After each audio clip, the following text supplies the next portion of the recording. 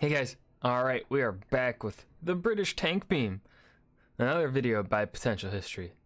We're running out of these tank memes. There's something on my camera. Let me just do a little boop boop boop boop. Okay. Yeah, we're starting to run out of Potential History tank meme videos, I believe. So I think there's at least one German tank meme. I didn't see if there was a part 2 to it. And there's just fucking, okay, there's a lot of dust around here now. Okay. Anyways, let's go ahead and just dive right in. Hi there, can I help you folks? Yeah, my daughter's looking for a car that goes with her personality. I love it! Dad, this is the car. Hang on a second, Meg. What can you tell me about this one? Oh, that's just an old tank I use for those commercials where I declare war on high prices. Yeah, hang on there, Slick. Now I see your game. Now I demand you tell me more about this tank. Did I mention the tank is a MBT. Sold. This video is sponsored by NordVPN, the 2018 best VPN for your personal online information and history. Check out the link in the description box for 75% off a special cyber deal. More on that later. British tank designs in World War II sit in a weird area as far as historical discussion goes. They're often vehemently defended, but often not looked into to the same extent as many other countries' designs when discussing the war in Europe. And I believe the reason for this is due to them feeling fairly average, with a lot of them being almost extremely capable, but being held back by intentional design that is highly influenced by doctrine, which is fairly different from the other three big nations in the European War that were more deeply influenced by industrial or grand strategic needs. The construction of the tank, even by British standards at that time, and that's not saying much. Before you start commenting, let me explain myself. In my opinion, Boy, mate, you got your license? The British are the pioneers of the tank. And I know that's a fairly controversial subject, and you can pull all sorts of designs from earlier time periods that weren't developed and focus on who came up with the concept. You could argue the French, as they developed at similar times and created the first conventional tank layout with the FT, but the British were the first ones to shoot at anybody with a tank, so for that, they're first in my book. And with this development in World War Because they shot at someone first, they get first place. Their new ideas were set to be rolled out in full in the offensives of 1919. Unfortunately though, or more likely fortunately, guess it just depends on how you look at it, the war ended before this took place. But the basic idea stayed with the British military afterwards. That being that you would have two types of tanks working together in an assault. Infantry tanks that were heavier and slower to break holes in the enemy line, and lighter, faster cruiser tanks to then go through these holes and exploit the breakthroughs, causing problems behind the enemy lines. In the 1920s, the British experimented with this and very much committed to this military doctrine. You see this reflected in their tank design and what ultimately makes them so mediocre in the eyes of many. Now, the British went through a lot of designs before they settled on some of their it doesn't seem like a bad idea, though. A few, such as the Vickers 6-ton, although not adopted by the British Army, were exported to other countries or heavily influenced designs. The infantry tanks are typically what people think of when they picture British tanks in World War II, especially in North Africa, including both Matilda variants and the Churchill. For what it's worth, the Matilda II and Churchill were excellent designs. The Matilda had very strong armor, an excellent crew layout, and the 2-pounder gun that it and many other British tanks were armed with was a very effective anti-tank gun in the early part of the war. In France in 1940, a group of Matildas counterattacked some of Rommel's forces, causing a panic as the Germans couldn't figure out how to kill them and nearly caused a retreat. They were also very effective at many points in the North Africa campaign, earning its title the Queen of the Desert, and it was the only tank, besides the Sherman, used on all three major fronts of the entire war, also being used by the Soviets and in Southeast Asia. The Churchill remained in service throughout the whole war and shared many of the same key features, becoming the most survivable tank of the war thanks to its armor, and being able to have its gun upgraded due to a larger and later on upgraded turret. The cruiser tanks were slightly less successful, but still not bad. Although having reliability problems more often, the Crusader designs were well liked by their crews when they worked, and had some impressive top speeds in their later variants. It's a tiny gun. So the tanks themselves were not awful. Their drawbacks, such as slow speed for the infantry tanks and thin armor for the cruiser tanks, were consciously made design choices, and armaments for the most part were very effective as the models were being created and were upgraded whenever possible. The problem with British tanks is that the design philosophy for their intended use and the industrial base that created them ran headlong into reality once the war began proper. British planners had a hard time embracing combined arms warfare, but unlike the Japanese, who wrote it off out of poor understanding and later refusal to use use it, General Haig in World War I seemed to grasp the concept fairly solidly, mentioning that the new forces of mechanization would not be of any use without the other arms of the military. But between 1918 and the early North Africa campaigns, this seems to have been lost, resulting in some ridiculous tank losses in battles, most often against well-placed German anti-tank gun positions. Because the tanks would often go in relatively unsupported to these attacks, the Germans could often pick them off fairly easily using their 88s on the heavier tanks and other anti-tank weapons along with their tanks to take out the cruisers. The effect of this was compounded by the rather poor production system the British had in place. Unlike many of the countries in the war that attempted to standardize as many parts in their war industry as possible, such as the United States and the Soviet Union, the British tank designs often shared absolutely nothing in common with each other outside of maybe the gun, with different engines, suspension systems, and types of armor being... And they somehow lived through the whole war? With... Britain, you're lucky you live on a fucking island, damn. That kind of production capability, or, well, mentality, or focus, or whatever, you can't do that in a war. Not in a war the scale of World War II. If you didn't have that fucking Navy and Air Force, woo boy. Oh boy. Used. That limited the number of tanks able to be produced as they're all so different, which is strange because the opposite is true for the RAF. They standardized a lot in their aircraft manufacturing. Okay, Luckily, so they the at least did it for the Americans RAF. joined the war just in time That's and at least provided good. tanks for the British before the conflict hit its disaster point.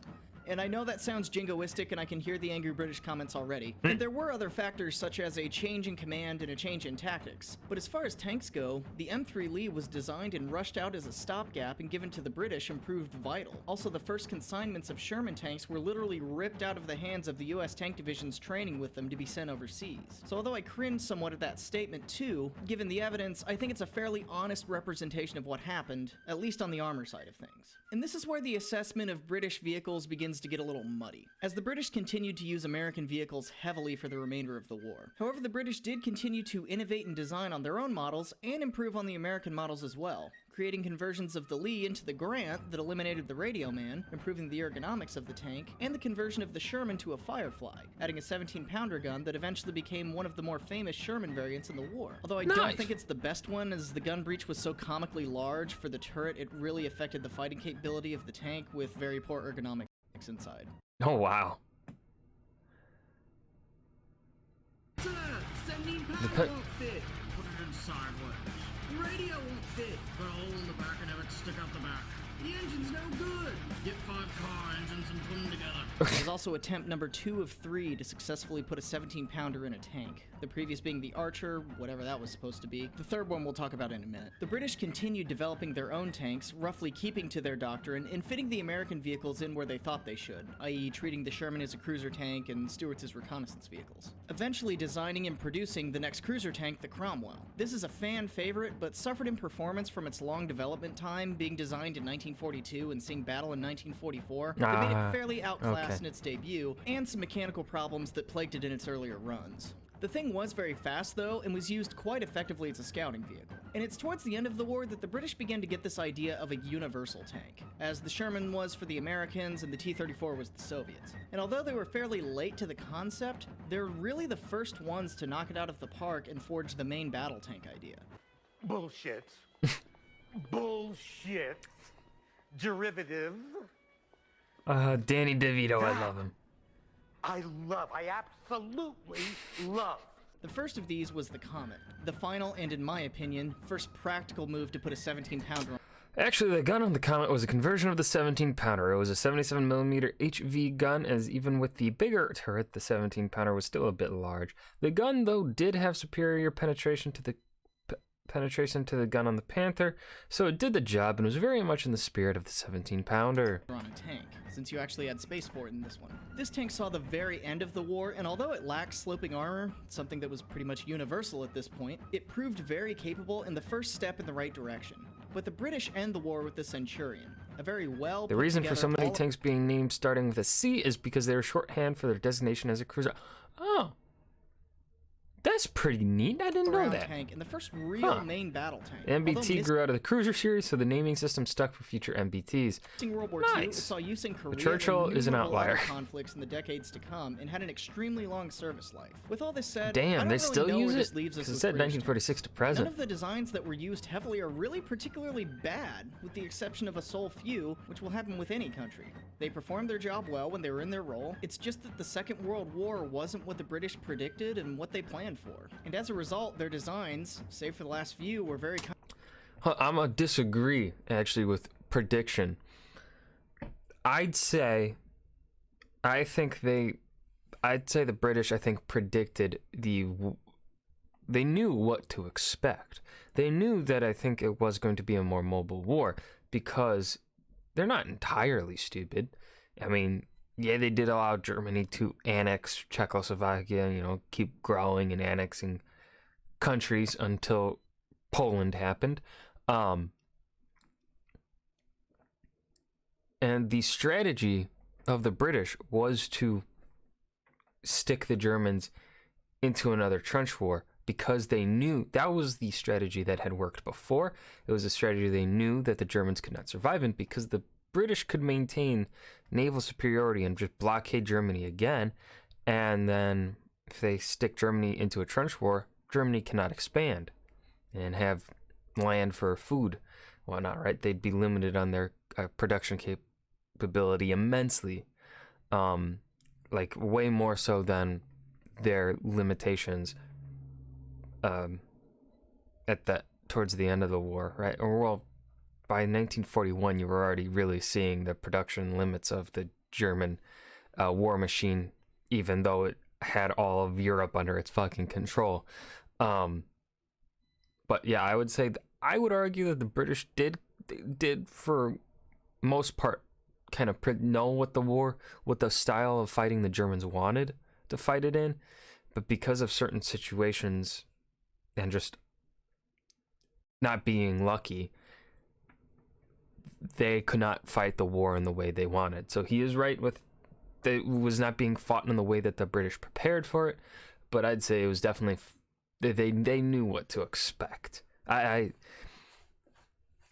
largely believe that they knew what to expect. It's just that, it's hard to properly prepare for something that you've never really faced before, right? This was a new style of fighting that no country had fought like before. Not even the Germans, really. Germans used the Spanish Civil War to test out their strategy. So, yeah.